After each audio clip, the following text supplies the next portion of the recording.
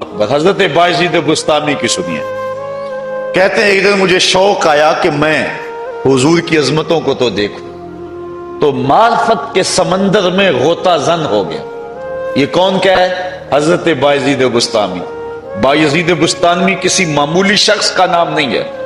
حضرت داتا صاحب کشف المعجوب میں لکھتے ہیں تصوف کے 10 بڑے اماموں میں سے ایک امام کا نام باعزید بستامی ہے۔ سکر و صحب کی بحث میں مزید گفتگو کرتے ہوئے ارشاد فرماتے ہیں کہ یحییٰ بن معین نے حضرت باعزید بستامی کو خط لکھا، اور جو لکھا حالت اپنی تھی لیکن لکھا بصیغہ غیب۔ کہا کہ حضرت اس شخص کی کیا شان ہے جس نے معرفت کے سمندر سے ایک جرعہ لیا، ایک گھونٹ پیا، اتنا نشہ آیا کہ ابھی تک ہوش ہی نہیں آ رہی۔ اپنی حالت لکھی تو حضرت باعزید نے جو جواب لکھا حالت اپنی تھی لیکن لکھا بصیغہ غیب۔ کہا میاں تو اس کا حال پوچھتا ہے جس نے ایک گھونٹ پیا اور ابھی تک ہوش نہیں آ رہا، تو اس کا حال کیوں نہیں پوچھتا جو پورا سمندر پی گیا پھر بھی ہوش میں پھر رہا ہے۔ یہ ہیں باعزید بستامی علیہ رحم۔ تیفور سے سفر کرتے ہوئے، بستام سے سفر کرتے ہوئے 12 سال میں مکہ المکرمہ پہنچتے۔ اتنا لمبا سفر نہیں ہے، لیکن اتنی دیر اس لیے لگی کہ ہر قدم پہ 2 رکعت پڑھتے تھے۔ 12 سال میں جب پہنچے اور پہلی نظر کعبۃ اللہ پہ پڑی تو حضرت باعزید بستامی نے نگاہیں جھکا لی۔ مریدین نے کہا شوق و وارفتگی کے عالم میں کہاں سے چلے، اب اللہ کا گھر سامنے ہے، جی بھر کے دیکھتے کیوں نہیں؟ تو حضرت باعزید کہنے لگے اتنی دور پتھر دیکھنے تو نہیں آیا، اگر میں نے پتھر ہی دیکھنے تھے تو بستان میں تھوڑے تھے۔ تو حضرت باعزید بستامی نے پھر جب دوسری نظر اٹھائی کعبہ بھی دیکھا، کعبے والا بھی دیکھا، لیکن حضرت باعزید بستامی نے پھر سر جھکا لیا۔ مریدوں نے کہا حضور اب کیا مسئلہ ہے؟ کہا جب وہ نظر آتا ہے تو یہ درمیان میں پتھر کیوں آتے ہیں؟ تو جب تیسری نظر اٹھائی جدھر دیکھا اسی کے جلوے نظر آئے۔ یہ باعزید بستامی کی کہانی سنا رہا ہوں۔ اقبال بھی خراج پیش کرتا ہے کامل بستام از تقلید فرد اجتناب از خوردن خربوزہ کر۔ ساری زندگی خربوزہ نہیں کھایا حضرت باعزید نے، کہ سنت سے خربوزہ کھانا تو ثابت ہے، کھانے کے طریقے کی وضاحت نہیں ملتی۔ حضور نے توڑ کے کھایا ہے یا کاٹ کے کھایا ہے؟ توڑ کے کھانے لگتے خیال آتا کہیں کاٹ کے نہ کھایا ہو، کاٹ کے کھانے لگتے خیال آتا کہیں توڑ کے نہ کھایا ہو، اس ڈر سے کہ کہیں سنت رسول کی مخالفت لازم نہ آ جائے ساری زندگی خربوزہ ہی نہیں کھایا۔ اقبال کہتا ہے لوگوں جانتے ہو باعزید کو یہ مرتبہ اور یہ شان و شوکت کیسے ملی کہ وہ سلطان العارفین بنے؟ کہا کامل بستام از تقلید فرد اجتناب از خوردن خربوزہ کر۔ وہ حضور کی اطاعت کا یہ جذبہ تھا جس نے باعزید کو کہاں سے اٹھا کے کہاں تک پہنچا دیا۔ یہ ہے مرتبہ حضرت باعزید بستامی کا۔ اللہ اکبر، ان کے مناقب بہت سارے ہیں۔ حضرت باعزید بستامی کی یہ روحانی پرواز ہے۔ کہتے ہیں ایک دن مجھے شوق ہوا کہ میں حضور کی عظمت دیکھوں، تو معرفت کے سمندر میں غوطہ لگایا۔ جہاں میری حد ہو رہی تھی، جہاں میری منتہائی پرواز تھی، جہاں میں ختم ہو رہا تھا، جہاں میری والناس تھی اور آقا کریم کی بھی الف لام میم تھی، جہاں میں ختم ہو رہا تھا اور مصطفیٰ بھی شروع ہو رہے تھے، فائزہ بینی و بینہا الف و حجاب من نور، میرے نقطہ انجام اور ادھر نقطہ آغاز کے درمیان 1000 نور کا پردہ آ گیا۔ لو دنو تو خطوتاً لہ ترک، تو اگر میں ایک قدم بھی آگے بڑھتا تو جل کے راکھ ہو جاتا۔ جس نبی کے قدم اتنے اونچے ہیں اس نبی کا سر کتنا اونچا ہوگا۔ اللہ اکبر، یہ ہیں حضرت باعزید بستامی۔ تو کون حضور کی عظمت کو بیان کرے؟ حضرت امام بوصیری علیہ رحمہ فرماتے ہیں دا مدعتہ النصارى فی نبیہم وحکم بما شئت مدعا فیہ وحتکمی۔ فرمایا جو نصارہ نے اپنے نبی کے بارے میں کہا وہ نہ کہنا، انہیں خدا کہہ دیا، ابن اللہ کہہ دیا۔ جو عیسائیوں نے اپنے نبی کے بارے میں کہا بس وہ نہ کہنا، کہا حضور کی شان میں پھر جو کہہ سکتا ہے کہہ دے، اور تو جو کہے گا حضور اس سے بھی اونچے۔ حضرت شاہ ولی اللہ محدث دہلوی رحمت اللہ تعالی علیہ فرماتے ہیں کہ آپ کے مادے کی آخری حالت عجز ہے۔ جو حضور کی مدح کرتا ہے تو اس کی آخری حالت کیا ہے؟ عجز۔ وہ کہتا ہے میری بس، میں نہیں پہنچ سکتا۔ آپ جانتے ہیں غالب وہ حسن کا نقشہ کھینچنے میں ماہر ہے، بلکہ اللہ نے اس کو جو تغزل میں ملکہ دیا ہے وہ کم ہی کسی کو حصہ ملا، اور اسے اپنے بیانوں، اپنی گفتگو، اپنی شاعری پہ ناز بھی تھا۔ خود کہتا ہے ذکر اس پری بش کا پھر بیان اپنا تھا، بن گیا رقیب آخر جو راز نہ اپنا تھا۔ آگ ہی دام شنیدن جس قدر چاہے بچا، مدعا ان کا ہے اپنے عالم تقریر کا۔ چاہیے اچھوں کو جتنا چاہیے، یہ اگر چاہیں تو پھر کیا چاہیے۔ چاہتے ہو خوب روحوں کو اسد، آپ کی صورت تو دیکھا چاہیے۔ بات کرنے کا ڈھب بھی ہے، اسلوب بھی ہے، شاعری کا جمال بھی ہے، تغزل کا حسن بھی ہے، لیکن جب کہا گیا نا لکھ حضور کی ثنا تو قلم پھینک دیتا ہے اور کہتا ہے غالب ثنائے خواجہ بیزداں گذاشتے کہاں ذات پاک مرتبہ دان محمد است۔ کہا غالب میں کیسے لکھوں، جب جانتا نہیں تو لکھوں کیسے؟ جو خدا جانتا ہے محبوب کی مدح بھی وہی کر سکتا ہے۔ تو یہاں مادح کی، مدح کرنے والے کی آخری حد یہ ہے کہ وہ کہتا ہے میری بس، لا یمکن الثناء کما کان حقہ بعد از خدا بزرگ توئی قصہ مختصر۔ ہم نے اپنے بڑوں سے سنا ہے ایک اللہ ہی ان سے بڑا ہے۔ اللہ اکبر۔ تو کسی کے اندر ہمت نہیں ہے کہ حضور علیہ السلام کی عظمتوں کا ادراک کر سکے۔ ابن حاج علیہ رحمہ فرماتے ہیں حضور جس شہر میں رہتے تھے، شہر مدینہ، کہتے ہیں شہر مدینہ کی عظمتوں کی حد نہیں ہے یار۔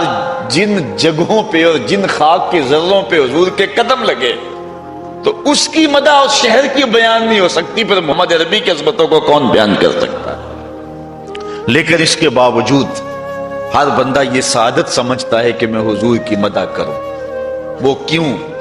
اس لیے کہ جو حضور کی مدح کرے، حضور کی تعریف کرے، عظمتوں کو بیان کرے، وہ اللہ کا بھی محبوب بن جاتا ہے، محبوب خدا کا بھی محبوب بن جاتا ہے، اور یہ سعادت مندی ہے، اور حضور اسے نوازتے ہیں۔ یہ شپ ہے جو پانے کے لیے ہر مادے بے تاب ہوتا ہے۔ حضرت نبی رحمت صلی اللہ علیہ وآلہ وسلم نے جب فتح مکہ کے موقع پہ عام معافی کا اعلان کر دیا، لیکن کچھ لوگ تھے جن کے بارے میں حضور نے فرمایا کہ یہ اگر پکڑے جائیں تو ان کو چھوڑنا نہیں۔ ان میں ایک کعب بن زہیر بھی تھا۔ تو کعب بن زہیر اس طرح چھپ کے حضور کے پاس آ گیا اور حضور کے سامنے بیٹھ کے کہتا ہے اگر کعب بن زہیر کو ڈھونڈ لائیں تو معاف کر دو گے؟ تو حضور نے فرمایا کعب تو آج ہو گیا ہے، جا معاف کر دیا، تو آج ہو گیا، جا میں نے معاف۔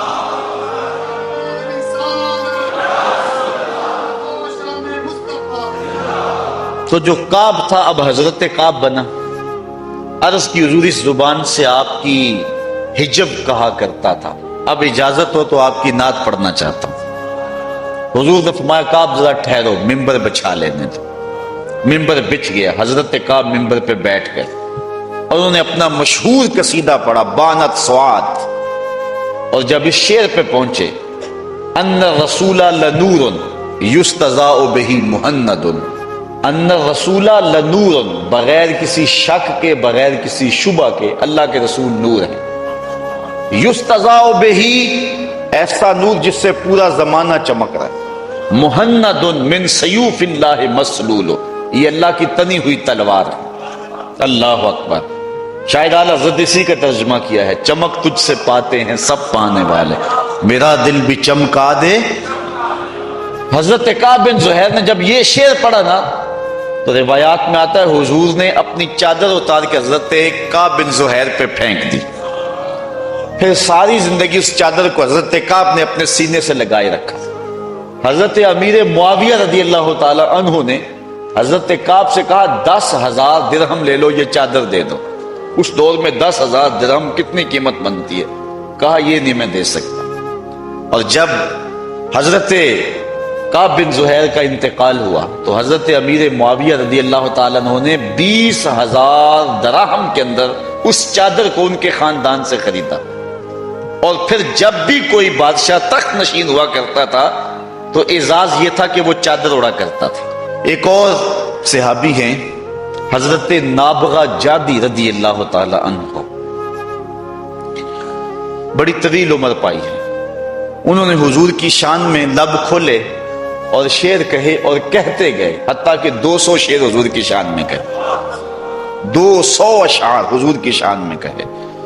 پھر آقا کریم علیہ السلام نے ان کے لیے دی۔ اب دعا کے لفظ سنیے۔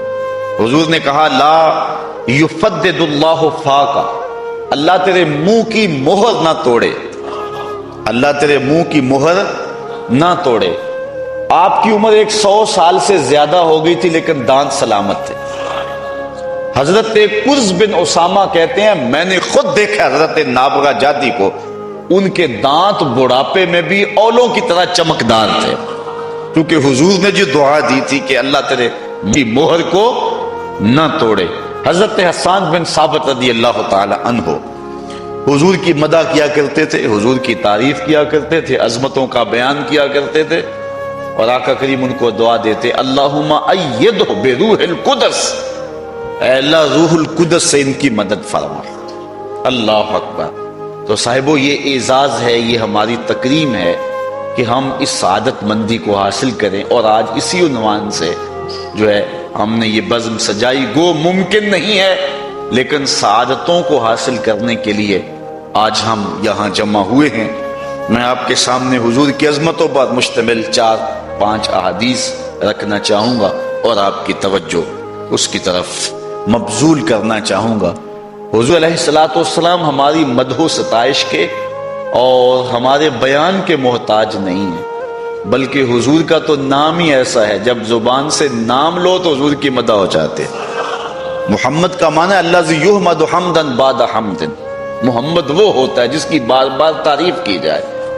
اچھا، کافروں نے کہا کہ یار عجیب بات ہے، تم محمد بھی کہتے ہو اور عیب بھی لگاتے ہو، محمد تو ہوتا ہی وہ ہے جس کی بار بار تعریف ہو، اور تم ساتھ یہ لفظ بھی بولتے ہو، ساتھ برا بلا بھی کہتے ہو۔ ایک کام کرو نا، اہل لغت ہو، یا تو لفظ محمد کہنا چھوڑ دو یا عیب لگانا چھوڑ دو۔ انہوں نے کہا کہ عیب لگانا تو نہیں چھوڑیں گے، چلو ہم لفظ محمد آج کے بعد نہیں بولیں گے، اپنے طور پہ نام بدل کے مزمم کہنا شروع کر دیا۔ مزمم کا معاذ اللہ معنی بار بار مذمت کیا گیا۔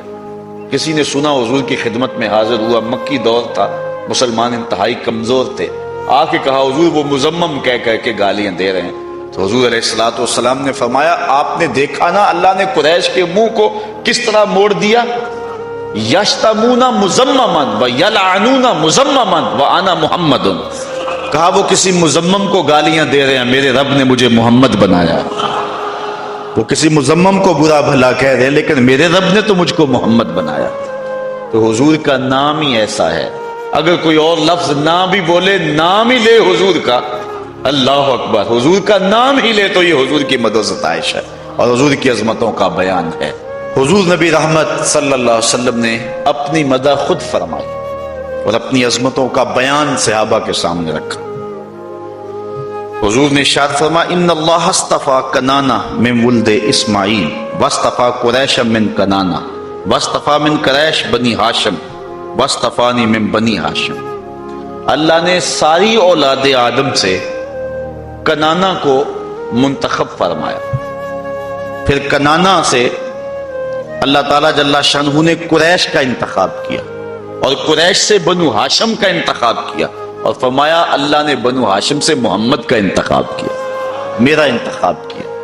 تو اس پوری کائنات میں قدر و منزلت کے اعتبار سے سب سے اشرف اور سب سے افضل اور درجوں کے اعتبار سے سب سے اونچے شخص کا نام محمد مصطفیٰ صلی اللہ علیہ وسلم۔ حضرت انس رضی اللہ تعالیٰ عنہ سے روایت ہے قال قال رسول اللہ صلی اللہ علیہ وسلم انا اکثر الانبیاء تبعا یوم القیامہ وانا اول من یقرع باب الجنہ۔ صحیح مسلم کے اندر روایت ہے، حضور نے فرمایا قیامت کے دن سب سے زیادہ جس کے تابعین اٹھیں گے، جس کے اتباع کرنے والے اٹھیں گے اور حشر کے میدان میں جس کے غلاموں کا ہجوم زیادہ ہوگا، فرمایا وہ میں ہوں۔ ایک حدیث میں آتا ہے حضور نے فرمایا جنت میں کل 120 صفیں ہیں، جنت میں کل صفیں جو ہیں وہ 120 ہیں، اور فرمایا 80 صفیں صرف میری امت کی ہوں گی۔ آدم علیہ السلام سے لے کے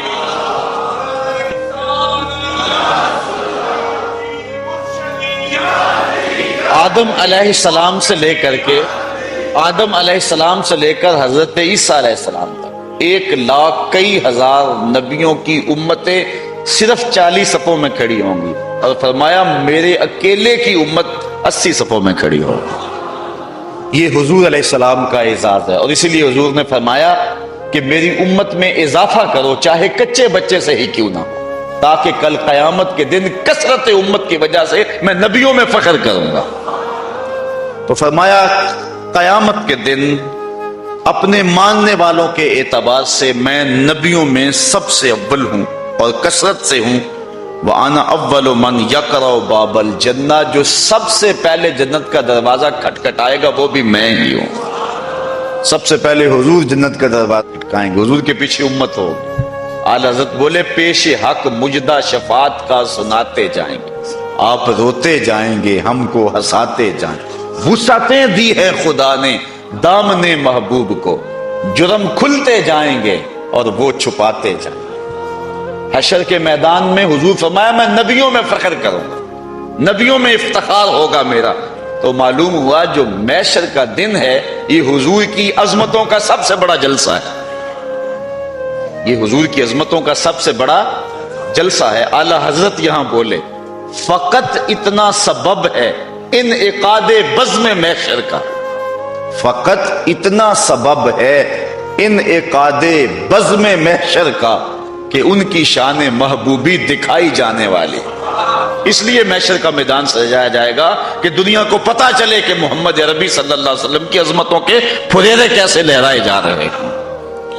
حضرت جابر رضی اللہ تعالی عنہ سے روایت ہے جس کو امام بخاری نے بھی روایت کیا، امام مسلم نے بھی روایت کیا۔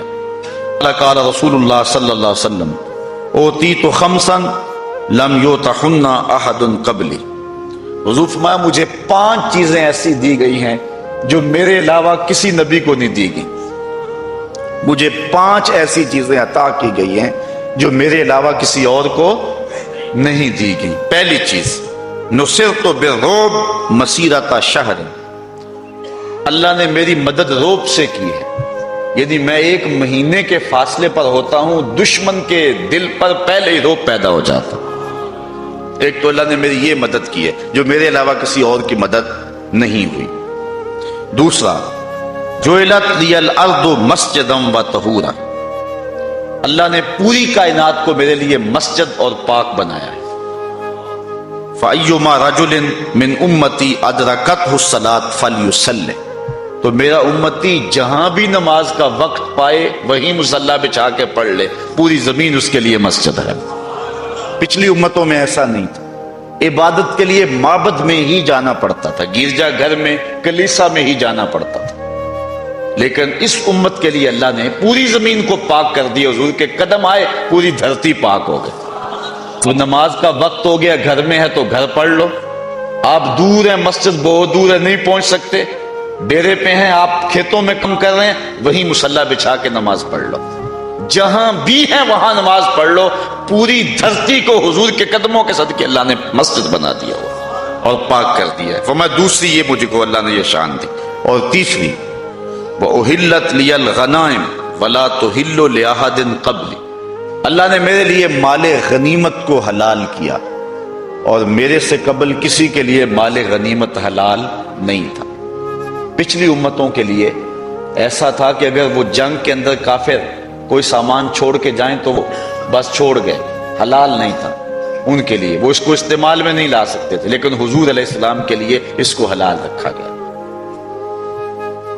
چوتھی چیز وَأُوتِيتُ الشَّفَاعَةَ، اللہ اکبر، فرمایا چوتھی چیز اللہ نے مجھ کو شفاعت کا حق دیا ہے، میں شفاعت کروں گا قیامت کے دن۔ حضور نے فرمایا میرے اللہ نے مجھے دو چیزوں میں ایک کو اختیار کرنے کا اختیار دیا، یا تو محبوب یہ چیز پسند کر لو کہ آدھی امت بغیر حساب کے جنت میں، آدھی کا حساب لے لیں گے، یا پھر حق شفاعت لے لو۔ حضور فرماتے ہیں میں نے آدھی امت والا سودا نہیں کیا، میں نے حق شفاعت لے لیا۔ اب آپ سمجھ تو گئے ہوں گے کہ حضور نے حق شفاعت کیوں لیا ہے۔ حضور نہیں چاہتے کہ میرا کوئی امتی جہنم میں جائے، حضور شفاعت کر کے سب کو جنت میں لے جائیں۔ اللہ اکبر۔ وہ کسی نے کہا نا کہ وہ اپنا مقدمہ کیسے ہار سکتا ہے جس کے حضور وکیل ہو، تو میں نے یار یوں نہ پڑھو، حضور ہمارے وکیل نہیں ہیں اس معنی میں، ایڈوکیٹ کے معنی میں، بلکہ ہمارے شفیع ہیں۔ وکیل اور شفیع میں فرق ہوتا ہے۔ وکیل کہتا ہے جج کو کہ صاحب میرے موکل نے یہ جرم نہیں کیا لہذا چھوڑ دو، اگر جرم ثابت ہے تو سزا پکی ہے۔ وکیل کہتا ہے میرے موکل نے جرم نہیں کیا لہذا چھوڑ دو، شفیع کہتا ہے سب کچھ کیا ہے میرا آنا دیکھ لو۔ حضور قیامت کے دن وکالت نہیں کریں گے، شفاعت کریں گے۔ یہ نہیں کریں گے کہ مالک انہوں نے کیا کچھ نہیں، کہیں گے مالک سب کچھ کیا ہے، میری پھیلی ہوئی زلفوں کو دیکھ لیا جائے۔ پھر حضور شفاعت کریں گے، ساری امت کا کام بن جائے۔ تو کہا اللہ نے مجھے شفاعت کا حق دیا۔ اور پانچویں چیز وَقَانَ النَّبِيُّ يُبْعَثُ إِلَىٰ قَوْمِهِ خَاصَّةً وَبُعِثْتُ إِلَى النَّاسِ عَامَّةً۔ باقی جتنے بھی نبی آئے ہیں وہ کسی خاص قوم کی طرف مبعوث ہوئے ہیں۔ کوئی شہر مدین کی طرف آیا، کوئی قوم عاد کی طرف آیا، کوئی قوم سمود کی طرف آیا، کوئی کسی مخصوص قوم کی طرف آیا۔ نبی مخصوص قوموں، مخصوص شہروں کی طرف مبعوث ہوتے رہے، لیکن فرمایا اللہ نے مجھ کو پوری کائنات کے لیے، عام طور پہ اسود و احمر کے لیے، مجھے قیامت تک آنے والی مخلوقات کے لیے مبعوث کر کے بھیجا۔ اگر آپ نے ابھی تک ہمارا چینل سبسکرائب نہیں کیا تو فوراً سبسکرائب کیجئے، ساتھ ہی بیل آئیکن پر کلک کریں تاکہ مزید ویڈیو آنے والی وقت پر ملتی رہیں۔ اللہ حافظ۔